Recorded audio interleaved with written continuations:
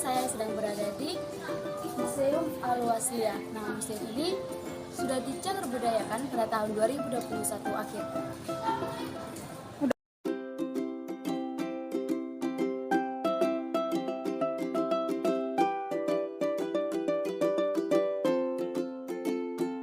Sejak penghujung abad ke-19, Delhi menjadi daerah yang maju disebabkan panen tembakau dan karet yang mendatangkan banyak keuntungan.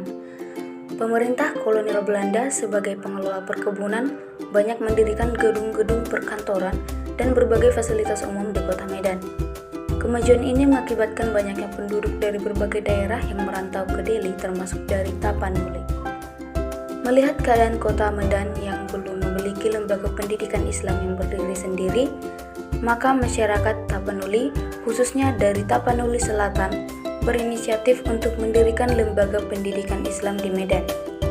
Dan akhirnya, untuk memenuhi maksud tersebut, pada tahun 1918 didirikanlah Maktab Islamiyah Tapanuli. Dalam pendirian maktab ini, mereka tidak hanya mengandalkan kekuatan dari masyarakat Tapanuli Selatan saja, tetapi mereka juga merangkum tokoh masyarakat suku Melayu dan Cina, yaitu Datuk Muhammad Ali yang mewakafkan sebidang tanah dan Chong Afi yang memberikan bantuan mobilier maktab. Kehadiran Maktab Islamiyah Tapanuli mendapat sambutan baik dari masyarakat, khususnya masyarakat Kota Medan.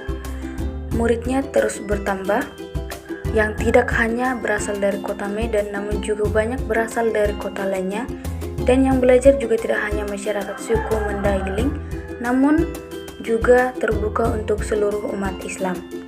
Pada tahun 1928, beberapa orang murid Maktab Islamiyah Tapanuli melihat kehidupan beragama di kota Medan dapat dikatakan sedang kurang sehat atau dalam keadaan tidak baik, di mana sering terjadi pertentangan antara kaum muda dan kaum tua. Melihat keadaan tersebut, mereka melakukan diskusi mingguan untuk mengetahui penyebab dari konflik dan solusi yang bisa diajukan.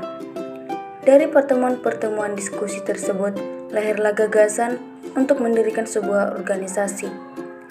Dan pada tahun 1930, tepatnya pada tanggal 30 November, mereka mengumpulkan pelajar-pelajar maktab dan ulama yang ada di kota Medan dan sekitarnya. Dari pertemuan tersebut, lahirlah kesepakatan mendirikan organisasi yang diberi nama Al-Jamiatul Wasliyah. Nama tersebut diberikan oleh Kepala Maktab Islamiyah Tapanuli, yaitu Syekh Muhammad Yunus. Sejak masuknya Jepang pada tahun 1942, Maktab Islamiyah Tapanuli tidak lagi melaksanakan proses pendidikan. Murid-muridnya ketika itu banyak yang pulang ke kampung halaman karena kondisi keamanan di kota Medan yang terganggu. Setelah kemerdekaan Indonesia, Nazir Maktab Islamiyah Tapanuli berupaya untuk mengaktifkan kembali gedung Maktab Islamiyah Tapanuli sebagai tempat belajar. Namun usaha tersebut tidak berhasil. Dan melihat keadaan itu, maka sejak tahun 1947 gedung Maktab Islamiyah Tapanuli dipinjamkan kepada Al-Jamiatul Wasliyah.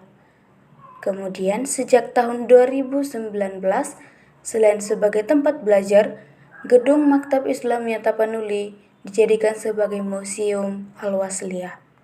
Selanjutnya, pada tahun 2021 akhir, Museum Al-Wasliyah dijadikan sebagai cagar budaya oleh pemerintah Kota Medan.